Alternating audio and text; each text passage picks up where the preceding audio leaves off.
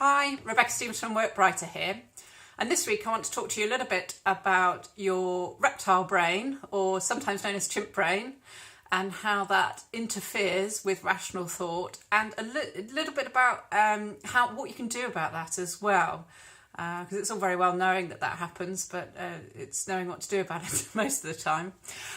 So first off, I guess what I want to say is that, you know, your unconscious brain, the deeper part of your brain, what we call the kind of the reptile brain or your primitive brain, is from our ancient origins and is associated with, you know, ritual behaviour and guarding territories. And that is very kind of automatic, that brain. It's very kind of just responds to the stress of the situation and what's going on. You then get the kind of the emotional part of the brain, which actually processes things a bit more and does things like social and nurturing behaviours. And then you also get your kind of more advanced cognition, you know, your rational brain. And for those of you who have read kind of the chimp paradox, there's quite a lot in there about, you know, recognising when your kind of chimp takes control and has you know, it's you've become impulsive in your behaviour.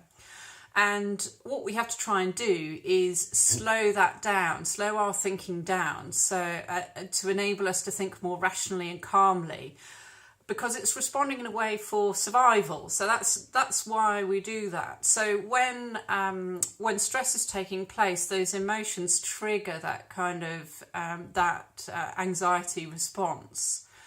And there's a kind of, I guess, in terms of if we think about how do you slow that down? How do you take back control?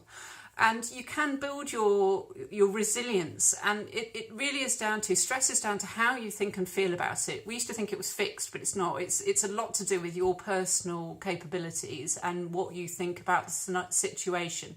What is very stressful for one person, such as moving house, as I'm imminently about to do, it may not be stressful for another person for various reasons, because they might feel they're kind of more personally equipped, for example.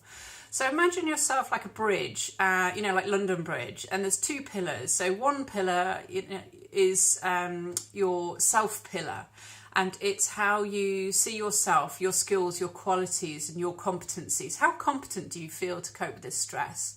And then the other pillar is your resources pillar. So who do you have around you? What's your support network? What resource do you have? What equipment? What money? What practical help? And by ensuring those two pillars are strong enough, the traffic across the bridge, which I would call the stress of everyday life, is supported. But if you don't look after one of those pillars, the other pillar finds it hard and the bridge can collapse. So you can find out more about this in my blog, and also Gaffney's book Flourish is very good at expanding on this in quite a lot of depth.